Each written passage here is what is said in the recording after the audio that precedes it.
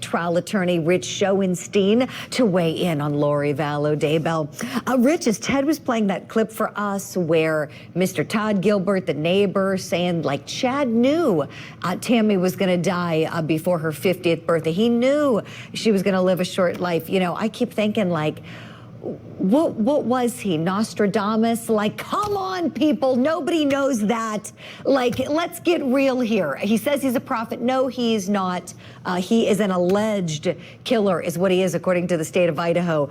Rich, what do you think? Do you think that some of these signs maybe weren't picked up on by people because he was this like somewhat of a cult leader with these religious teachings that were, I love how you said it, you called it a fraudulent religion one day on the show, and I still use the term you coined. What do you think? Do you think that's why people didn't pick up on it, because it was kind of immersed in his religion? I think they had a lot to do with it. I mean, either he was extremely prescient or he was conspiring to commit murder and knew she would die, which one seems more likely.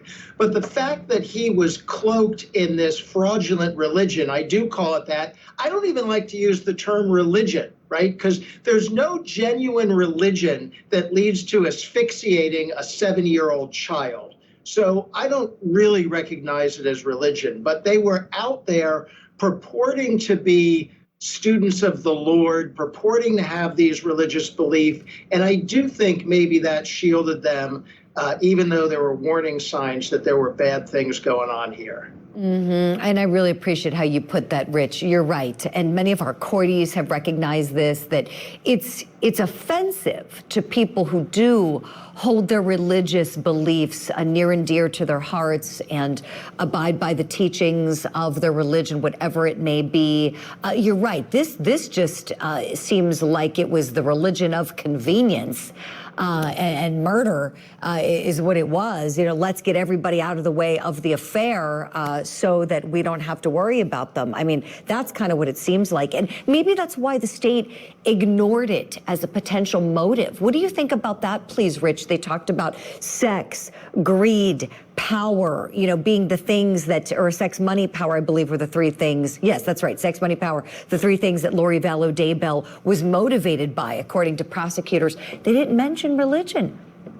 Yeah, I don't think the state wants to recognize this as a genuine religion either, because that somebody on the jury may think that's an excuse. And I really admired the way the prosecution framed this from the outset as being about money, power, and sex. This is a religion of the self. These people are only interested in their own persons. And one other thing, Julie, which I'll throw in right now, it really irritates me that Chad and Lori are being tried separately. Yes. I really hate that. It allows them and their lawyers to point at each other as potentially being responsible. It is a tremendous waste of judicial resources to have to go through these trials twice.